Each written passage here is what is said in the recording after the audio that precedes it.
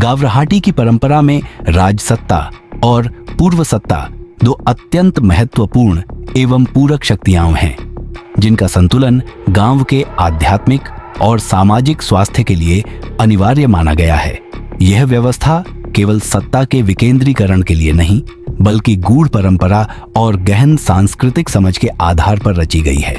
इन दोनों सत्ताओं का प्रतिनिधित्व क्रमशः थलकार और कुलकार नामक पदाधिकारियों द्वारा किया जाता है, जिन्हें गांव की लोक शक्ति, परंपरा व मान्यतानुसार अत्यधिक मान सम्मान प्राप्त होता है। थलकार, जो राज्य सत्ता का प्रतिनिधि होता है, वह गावराहाटी के दृश्य, भौतिक और सामाजिक व्यवहारों को संचालित करता है।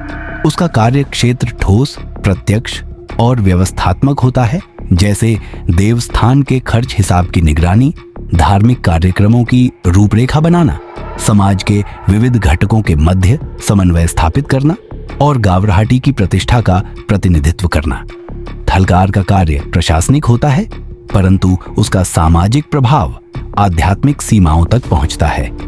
दूसरी ओर कुलकार, जो पूर्व सत्ता का प्रतिनिधि होता है, वह अदृश्य शक्तियों, परंपरागत मर्यादाओं और दैविक संकल्पनाओं का संवाहक होता है। पूर्व सत्ता को पहली सत्ता कहा जाता है, क्योंकि वह दृश्य सत्ता राज्य सत्ता के उदय से भी पहले की शक्ति मानी जाती है। उसका कार्यक्षेत्र सूक्ष्म होता है, जैसे सीमा रेखा की मर्यादा संभालना, गावराहाटी तिल देव शक्तियों के निर्देश अनुसार कार्य कराना, चाला, डालप, देसरूट जैसे गूढ़ अनुष्ठानों की योजना बनवाना और क्रियान्वयन कराना।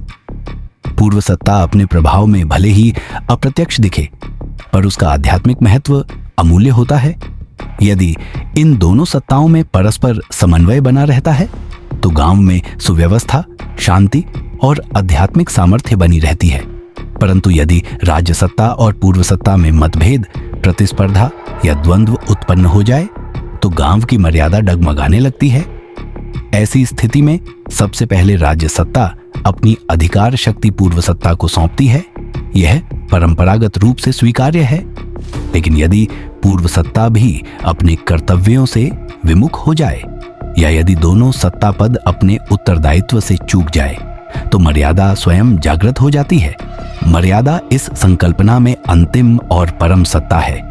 यह कोई व्यक्ति या संस्था नहीं, बल्कि स्वयं गांव की आत्मा, उसकी चेतना, उसकी अदृश्य सीमा रेखा की जीवंत शक्ति है। जब मर्यादा स्वयं हस्तक्षेप करती है, तब यह घटना गावराहाटी में मर्यादा मुलावर गेली, मर्यादा जड़ तक पहुंच गई के रूप में वर्णित होती है।